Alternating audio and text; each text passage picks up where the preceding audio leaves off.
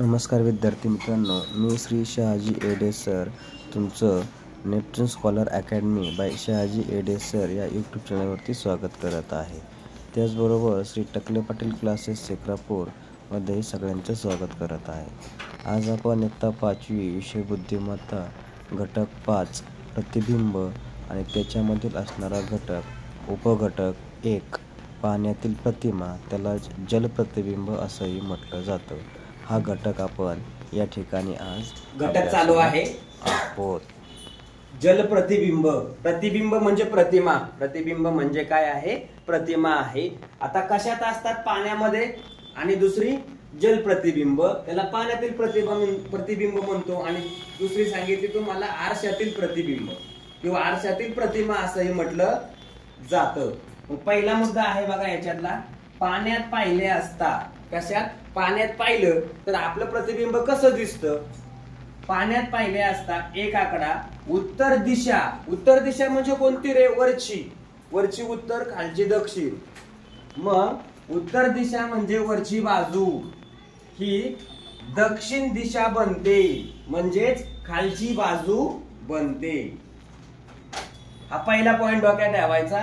दुसरा, दक्षिण दिशा म्हणजे खालची बाजू जी आहे तर ती काय होते? उत्तर दिशा बनते. काय बनते? उत्तर दिशा. तिसरा मुद्दा आहे महत्वाचा, पूर्व दिशा म्हणजेच उजवी बाजू व पश्चिम दिशा म्हणजेच डावी बाजू, यांच्यात कसलाही बदल होत नाही. म्हणजे पाण्यात जर तुम्ही पाहिलं डोकून तर आपली डावी बाजू ती डावी बाजूच दिसणार, उजवी बाजू ती उजवी बाजूच दिसणार. फक्त बदल कुठं होणार? उत्तर दिशा ती दक्षिण दिशा आणि दक्षिण दिशा ती उत्तर दिशा. म्हणजे याला आपण म्हणतो खाली मुंडकं वर पाय. अशी सिच्युएशन काय होते पाण्यामध्ये पाहिल्यानंतर. जलप्रतिबिंब पाहिल्यानंतर काय होते? आपल्याला त्या आकृतीत बदल झालेला काय होतो? पाहायला मिळतो. आता जलप्रतिबिंब याच्यामध्ये आकृती कशी दिलेली असते? प्रत्येक वेळेस तुम्हाला काय प्रश्नात जलप्रतिबिंब म्हणत नाहीयेत, मग काय म्हणतात? ही अशी आकृती काढून देतात, याला जलप्रतिबिंबाची आकृती म्हटलं जातं. म्हणजे सरळ रेषा आणि खाली तिरक्या रेषा ओढल्या की ती काय तयार होते? जलप्रतिमा. म्हणून तुम्ही काय डोक्यात ठेवायचं? पाण्यातली प्रतिमा असू शकते. कळलं?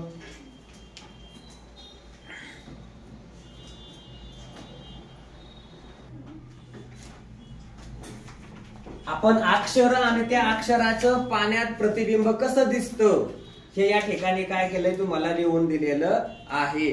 ते व्यवस्थित काय करायचं? पाहायचं. हे बघा, ABCDEFGHIJKLMN.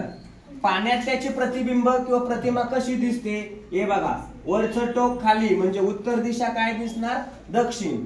म्हणजे वरची बाजू खाली दिसणार, बी ची वरची बाजू खाली दिसणार. आता याच्यात सेम टू सेम दिसणारे जे अक्षर आहेत त्यांच्यात कुठलाही बदल होत नाही. असं अक्षर कोणतं? सी, त्याच्यानंतर डी, त्याच्यानंतर ई आहे, त्याच्यानंतर एच, त्याच्यानंतर आय,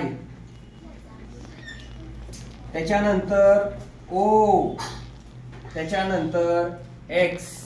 हा बघा, हा एक एक्स. हे जे अक्षर आहेत खाली दिलेत लिहून त्यासाठी CDEHIOX या अक्षरांचे जल प्रतिबिंब हुबेहूब त्या अक्षरांसारखेच काय होते? दिसते. मग बाकीचे जे राहिलेले आहेत त्या अक्षरांची अवस्था काय आहे? ते पाण्यामध्ये कसे दिसतात? पाण्यामध्ये ते कसे दिसतात? उलटे दिसतात. मग हे बघा, खाली पी चा बी दिसतो, क्यू चा क्यू, आर चा आर, एस चा एस, टी चा टी, यू चा यू, व्ही चा व्ही, डब्ल्यू चा एम झाला, एक्स चा एक्स दिसतो, वाय चा वाय कसा दिसतो, झेड चा झेड कसा दिसतो. म्हणजे अशा प्रकारे पाण्यात जर ही अक्षरं पाहिली तर त्यांची रचना आपल्याला उलटी झालेली पाहायला मिळते. पण त्यांच्या उजव्या बाजूत आणि डाव्या बाजूत कुठलाही फरक दिसत नाही. हे तुम्हाला फरक ओळखता आला पाहिजे.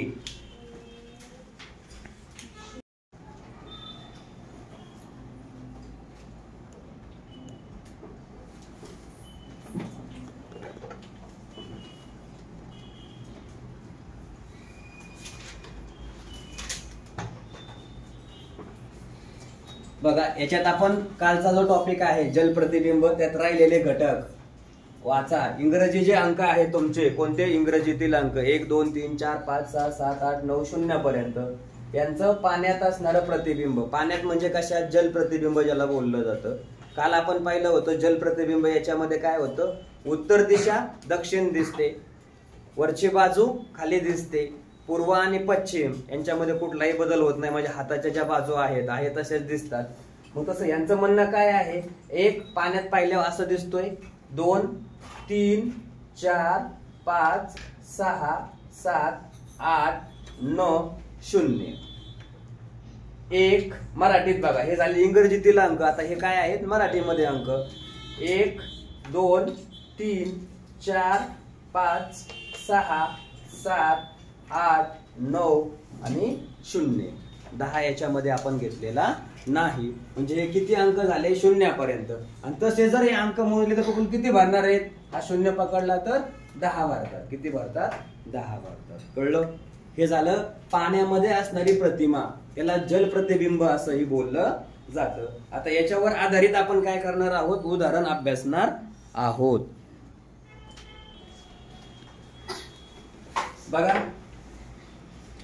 प्रश्न आकृती, पाण्यावर उभी धरल्यास तिचे पाण्यात प्रतिबिंब कसे दिसेल ते काय करायचंय, लिहायचं आहे. मग याचं प्रतिबिंब आपल्याला पाण्यात, आता पाण्यात म्हटल्यानंतर खाली रेषा असणार अशी, बरोबर. मग आता बघा बरं, याचं उत्तर आपल्याला काय करायचंय, लिहायचंय. पाण्यातली प्रतिमा कशी तयार होती, खालचं मुंडकं वर पाय, काय करायचंय, खाली मुंडकं वर पाय. हे झालं 75. 75चे पाण्यात पाहिल्यावर कसे दिसणार आहे, ती अशी आपल्याला पाहायला मिळणार आहे. आता काही काही लावतात डोकं, कारण तुमच्यासारखे हुशार तुम्हीच असतात. तुम्ही काय करणार, पाण्यातली प्रतिमा पाहिजे तरी काय करणार, पट्टीचा वापर करणार. कोणाकडे प्लॅस्टिकची असते, कोणाकडे स्टीलची पट्टी असते, तिचा वापर करून काय करणार, अक्षर उलटे दिसतात का नाही ते पाहणार, आहे का नाही. हे बघा आता दुसरा प्रश्न आहे, त्याचं उत्तर. काही काय करतील, वह्या उलट्या करतील, वह्या फिरवतील. बघा आता या 589 याची पाण्यातली प्रतिमा आपल्याला काय करायची मित्रांनो, पाहिजे. अशी रेषा असली तर काय डोक्यात ठेवायचं, काय डोक्यात ठेवायचं, पाण्यातली प्रतिमा आहे. मग काय होणार, हा 5. ओके. याच्यानंतर 8, त्याच्यानंतर 9. 589 पाण्यात पाहिले तर असे दिसतील. तिसरा प्रश्न बघा, तनय. तनय हा काय केलेला आहे, शब्द दिलेला आहे. मग याच्यात हे पाणी. ओके. आता याच्यात अक्षर आपल्याला उलट काढायचं आहे. मग कसं होईल, तपशी काय यायला पाहिजे, तशी येईल. मग ही आकृती, खाली मुंडकं, खाली मुंडकं वर पाय. याच्यानंतर अगोदर पाहताना लिहिताना काय करायचंय, डोकं जाग्यावर ठेवायचं आहे. जर का डोकं जाग्यावर नाही ठेवलं तर जमणार नाही. आता इकडं हा ये, आता ही रेषा अशी काढता येईल आपल्याला. मग आता इथं ये काय केलंय, जोडलेला आहे त्यांनी पुस्तकामध्ये, आपण काय केलंय, जोडून नाही दिलेला. मग काय व्हायला पाहिजे, हे बघा इथं जे दिलेलं आहे ते काय होईल, जोडावं लागेल. त्याला काय होईल, जोडावा लागेल. म्हणजेच अक्षर जे आहे तर ते कसं येईल, कसं येईल, इथून जोडतील, आहे का नाही.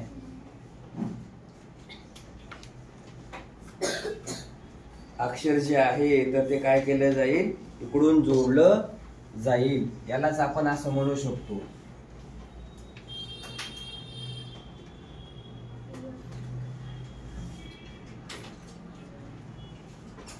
इथं जरा मोकळं सोडून देतो, म्हणजे हे पाण्यातलं अक्षर आपल्याला काय होईल असं पाहायला मिळेल. कळलं? त्याच्यानंतर चौथा प्रश्न आहे.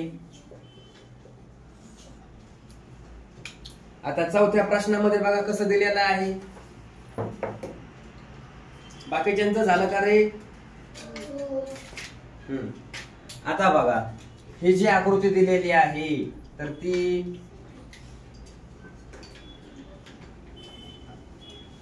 जे पाण्यात पहिल्या वासा दिसेल, नंतर हा ओ, त्याच्यानंतर हा वाय. कळलं? हा झाला काय पाण्यात पाहिल्यानंतर दिसणारे अक्षर.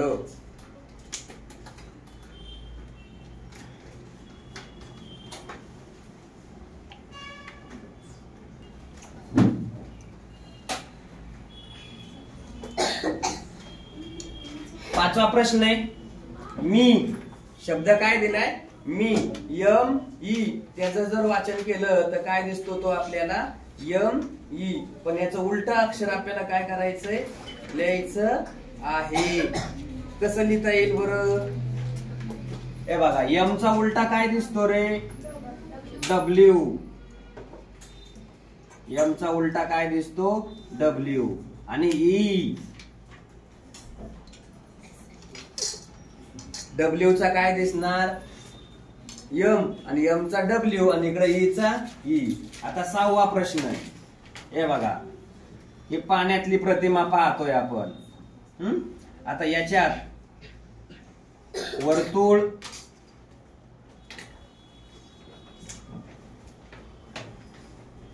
हे झाले पाण्यातली प्रतिमा. त्याच्यानंतर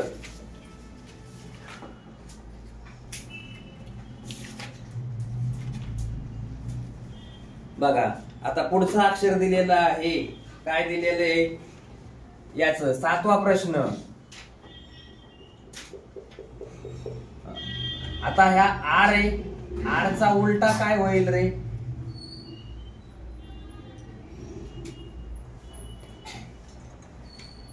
हे झालं सातव्या प्रश्नाचं उत्तर. आता त्याच्यानंतर आठवा प्रश्न आहे. पाण्यातली प्रतिमा शोधतोय आपण. कशातली प्रतिमा शोधतो? पाण्यातली.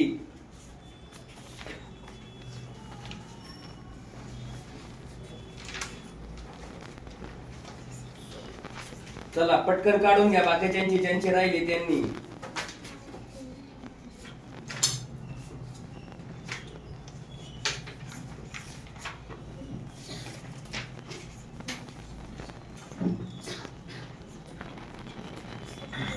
वर्तुळ येईल आहे असं. टोक दिसतंय, ते टोक कुठं जायला पाहिजे आता?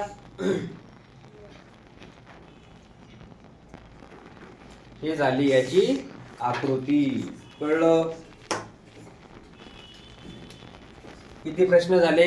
8. अशा प्रकारे हा टॉपिक संपलेला आहे. मित्रांनो, हा जर व्हिडिओ आवडला तर आपल्या YouTube channel Neptune scholar academy या यूट्यूब चॅनलला सबस्क्राईब करा, लाईक करा आणि शेअर करा.